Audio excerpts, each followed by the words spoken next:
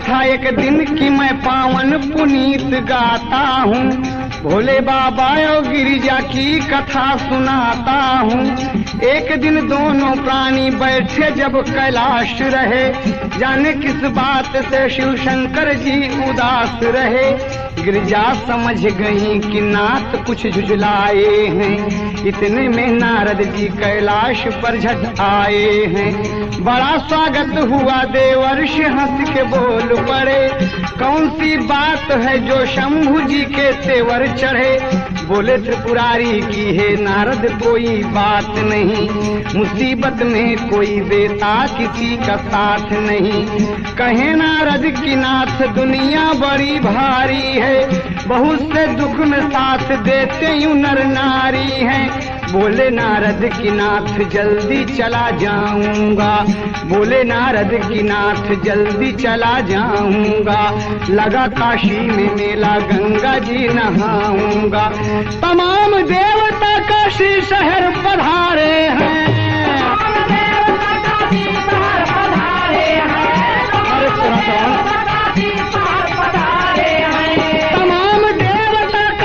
शहर पधारे हैं।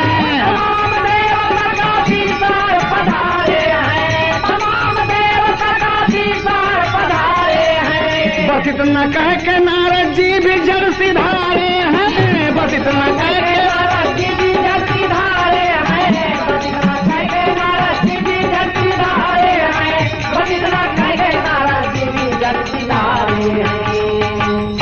बाबूजी कैलाश पर भगवान शंकर माँ गिरिजा उपस्थित हैं। आपस में बातचीत कर रहे हैं। भगवान का कुछ मन लगत नहीं है। गिरिजा समझ रहे हैं कि नाथ क्या बात है, आप कुछ आज झुंझलाए से लग रहे हैं। कोई बात नहीं। इतने में नारद बाबा आ गए और नारद जी भी पूछे कि क्या बात है नाथ, आज आप कुछ उदास से लग रहे हैं। कहा ऐसी कोई बात नहीं है, मुसीबत में इंसान का साथ नहीं देता। कहा नाथ ऐसी बात तो नहीं है, बहुत से ऐसे इंसान हैं जो मुसीबत में बहुत साथ देते हैं। कहा आप ठीक कह रहे हैं, बैठे हैं, कुछ और बातें हो रही हैं। अन्य बातों के साथ नारद जी बोल खड़े हुए कि भगवान हम ज्यादा देर आपके पास नहीं रुक सकेंगे। क्या बात, क्यों? कहा काशी में बड़ा सुंदर मेला लगा है, तमाम देवी देवता आज जा रहे हैं और मेरा भी मन है कि गंगा जी में स्नान करके काशी का दर्शन करूं। नारद यही कहकर और चले गए भगवान को प्रणाम करके। तो गिरिजा बैठी है कि नाथ दुनिया मेला जा रहा है। कहे हाँ, क्या कहना चाहती हो तुम? तो गिरिजा कहती है अंतरे में, इतना सुन गिरिजा शंभू से बोलली बचन। नाथ काशी का मेला न देखली हमन। अरे काशी के प्रति प्रीतिया हिया में जगल। हे स्वामी, काशी के प्रति प्रीतिया हिया में जगल। पाँव दासी का प्रभु के चरण हो खिला।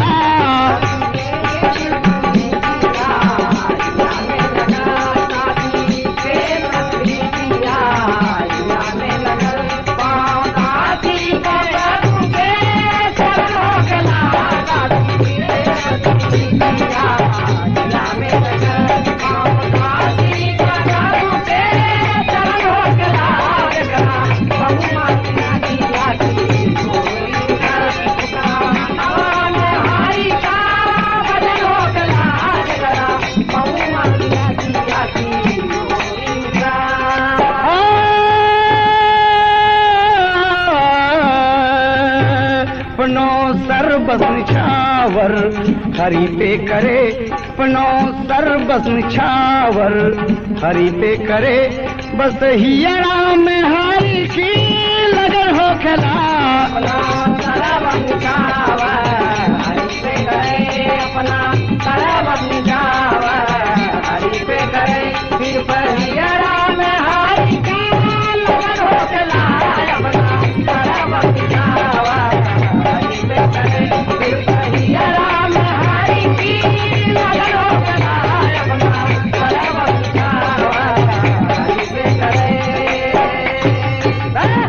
कहना है, शंकर जी हंसने लगे। कि नारद जी आके अच्छा सुगासा छोड़ गए कि काशी में मेला है और वहां तमाम देवी देवता पधार रहे हैं। तो कहें गिरजा मेला मत चलो, मेला अच्छी चीज नहीं है, वहां तमाम तरह तरह के लोग आते हैं और हम जैसे लोगों के लिए जाना उचित नहीं है। तो गिरजा कहा कि स्वामी जी जब तमाम देवी देवता वहां जा रहे हैं तो हमको जाने में क्या हर्ज है, चलिए ना आप रहेंगे साथ में, तो किस बात का डर है। तो भोले बाबा कहते हैं कि नहीं गिरजा, भांग पीस रही है भवानी और करें ताज लगा के ताज जो है कि मोर पिया कुंवर कन्हैया, मोर पिया कुंवर कन्हैया बोला मैं बंसुरिया बजाई के, मोर पिया कुंवर कन्हैया बोला मैं बंसुरिया बजाई, मोर पिया कुंवर कन्हैया बोला मैं बंसुरिया बजाई के। ये है ओरिजिनल, लेकिन गिरजा अपने पिया के खुशामद करत हैं। कैसे कहा थे कि मोर पिया डमरू बजैया, मोर पिया डमरू बजैया नचैन सारी दुनिया नचाई के, मोर पिया डमरू बजैया नचैन सारी दुनिया नचाई के, मोर पिया डमरू बजैया नचैन सारी दुनिया नचाई के, मोर पिया डमरू बजैया नचैन सारी दुनिया नचाई के, मोर पिया डमरू बजैया नचैन सारी दुनिया नचाई के, मोर पिया डमरू बजैया नचैन सारी दुनिया नचाई के। इच्छा हमार पिया मेला दिखावा, हमार पिया मेला दिखावा,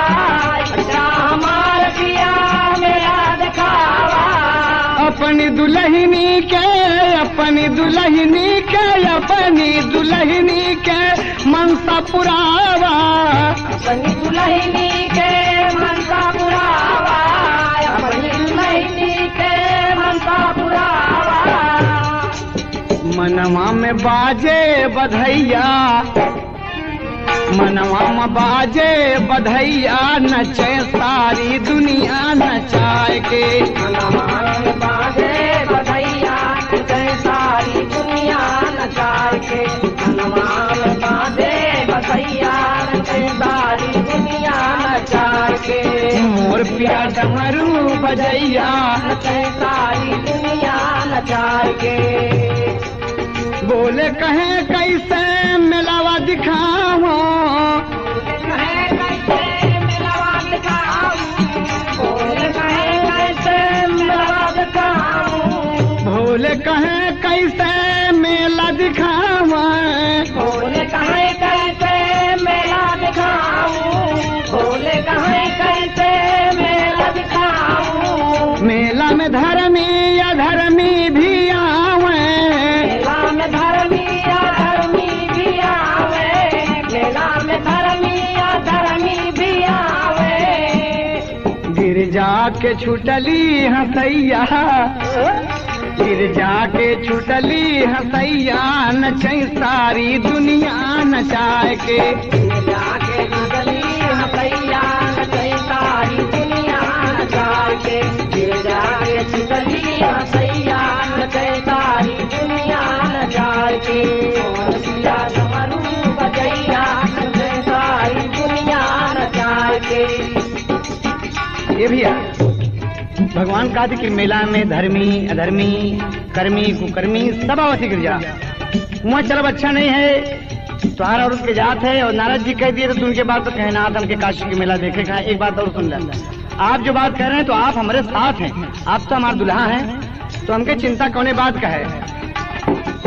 हमके अधर्मी से, हमके अधर्मी से काले ना देना, हमके अधर्मी से काले ना देना, हमके अधर्मी से काले ना देना। पापी कुकर्मी हो, पापी कुकर्मी रे, पापी कुकर्मी के दलिया गलेना, पापी कुकर्मी के दलिया गलेना, पापी कुकर्मी के दलिया गलेना। रक्षा करें गंगा मैया, रक्षा करें गंगा मैया, नचाई सारी दुनिया नचाई के। रक्षा करें गंगा मैया, नचाई सारी दुनिया नचाई के।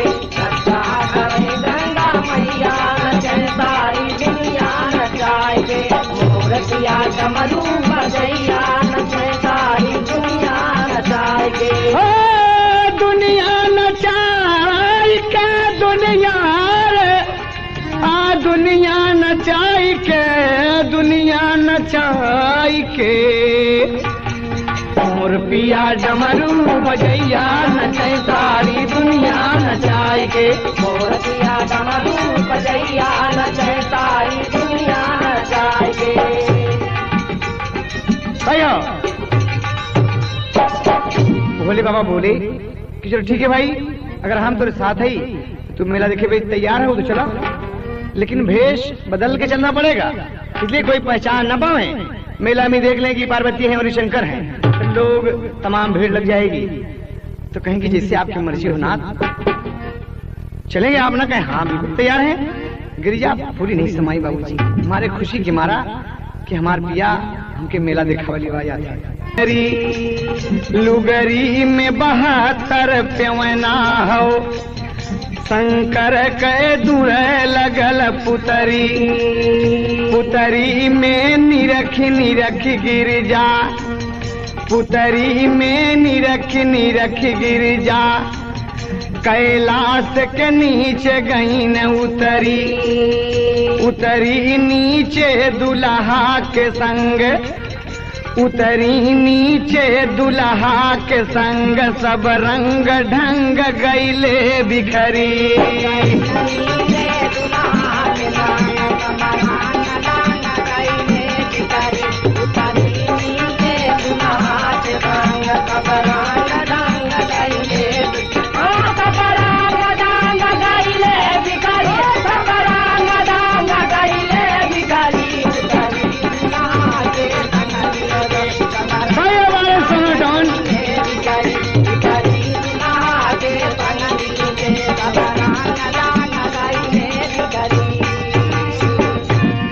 उतर गई तो बिखरी लट छितराए गिरजा।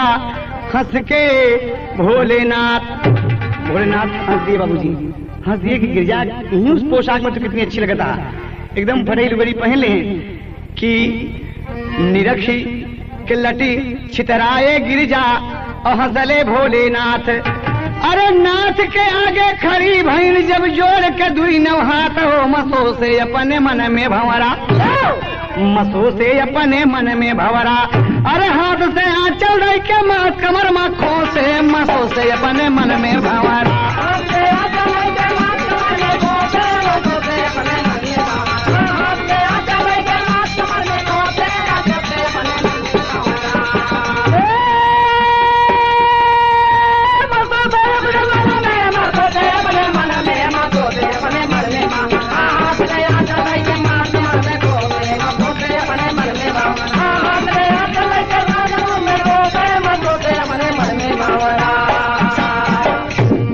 लगवा ताजू है कि लागी गईली भोले से लगनिया हो, चरनिया तनी चूम ला चला। यह ओरिजिनल बात, लेकिन यहाँ कहना क्या है कि आई गईले दुनहो परनिया हो। अरे आई गईले दुनहो परनिया हो, लगनिया पावन काशी से लगल। आई गईले दुनहो परनिया हो, लगनिया काशी से लगल बा। आई गईले दुनहो परनिया हो, लगनिया काशी से लगल बा। भोले बोले बट जियरा कड़हनिया हो, लगनिया पावन काशी से लगल।